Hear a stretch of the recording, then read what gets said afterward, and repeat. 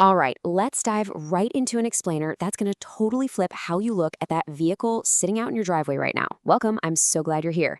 The data we found in our source material completely challenged how I think about transportation. And we're going to break down exactly why owning a car might just be the absolute biggest invisible drain on personal wealth we face today. We got to kick things off with a kind of uncomfortable question. Is your car literally stealing your future? Because I'm telling you, the numbers we're about to unpack are absolutely wild. The whole way we've been taught to buy, hold on to, and eventually trade in cars, it's fundamentally shifting. First off, thank you so much for dedicating your time to this explainer today. I promise to make it worth your while. Our key insight, the massive takeaway from this analysis, is that the so-called mobility revolution isn't just about going green or getting some cool new tech. It is actually a massive financial revolution.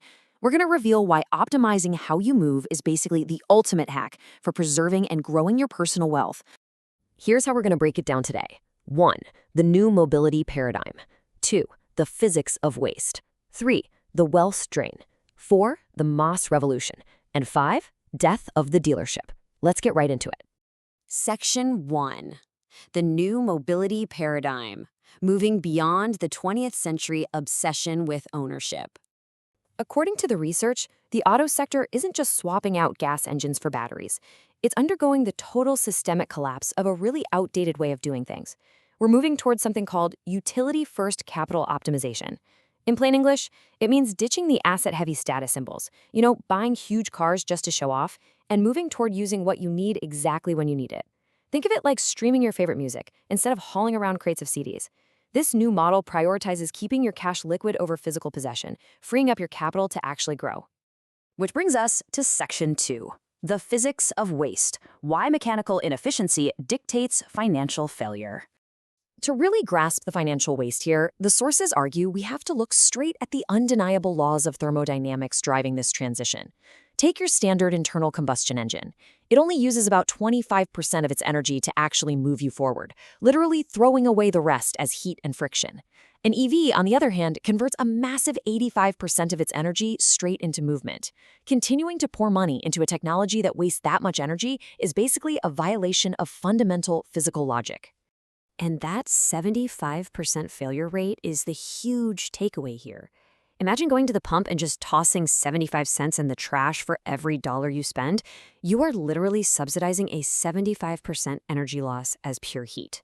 In literally any other asset class, a 75% friction cost would be a catastrophic financial failure.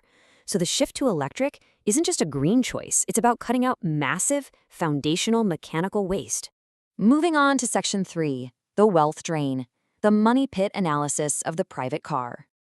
If the machine itself is that mechanically wasteful, it really shouldn't shock us that the financial model is just as brutal. Let's look at the textbook definition of an unproductive asset. In the world of wealth management, this is a holding that just eats your cash through maintenance and depreciation without making you a single cent in return. And honestly, the private car is the absolute perfect example of this. It's essentially a giant capital leak in your household budget. And the scale of this leak? It's nuts. The statistics analyzed in the source material confirm that your private vehicle sits parked and completely useless for up to 90% of its lifespan. Think about that for a second. You are paying 100% of the costs for something that gives you utility maybe 10% of the time. Crazy, right? Oh, and it gets worse. The very second you sign those papers and drive off the lot, boom, you trigger an immediate 5% or honestly even higher hit to your capital. That is wealth literally vanishing into thin air in seconds. The source flags this instant devaluation as a massive opportunity cost that completely stunts the growth of your overall net worth over time. When you start stacking up the compounding risks, it gets pretty grim. You've got high idle time, that instant devaluation, or svalutazione, as noted in the original Italian text, plus taxes and ever-rising insurance premiums. But here's the real kicker. Extreme weather risks. Things like heavy hail and flash floods have turned street parking from a convenience into a source of constant financial anxiety. One bad storm can instantly total an already depreciating asset. The source material essentially hands us this incredible critical thinking checklist. You've got to ask yourself, what is the true opportunity cost here? If you took the 40 grand you dropped on a status symbol and tossed it into a compounding index fund instead, where would you be in 10 years?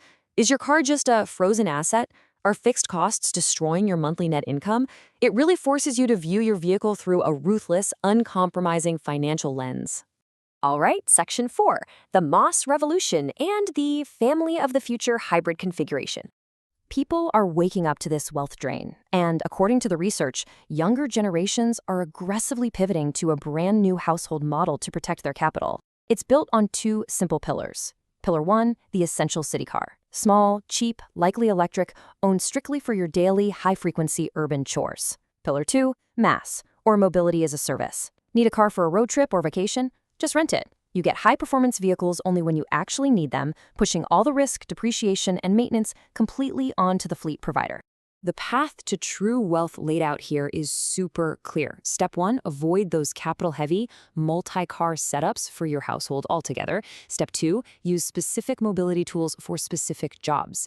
Please don't buy a massive highway cruiser just to sit in daily stop-and-go city traffic. And step 3, redirect all that saved capital right into compounding investments. Doing this transforms mobility from a massive source of financial anxiety into a flexible, hassle-free utility that actually protects your money. Which brings us to our final section, number 5, death of the dealership, the disintermediation of the traditional retail model. This whole cultural shift is inevitably triggering the total collapse of how cars have been sold to us for decades. The old traditional model relies on huge physical inventory, high-pressure sales tactics, and incredibly opaque contracts, like those guaranteed future value traps. But the new direct digital model is totally transparent. Costs are linear, and the focus is firmly on subscriptions and mobility as a service.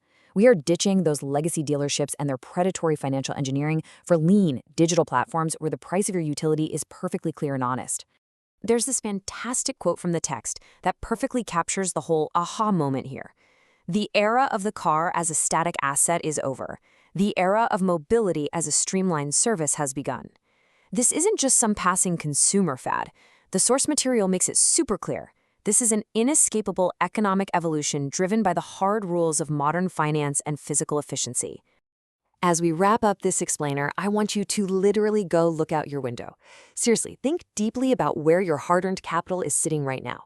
Will you invest in your future, or will you keep your wealth parked, slowly rusting and depreciating in your driveway? Thank you again for dedicating your time to our explainer today. I really hope this totally changes how you look at the economics of getting from point A to point B. So what's your next move going to be?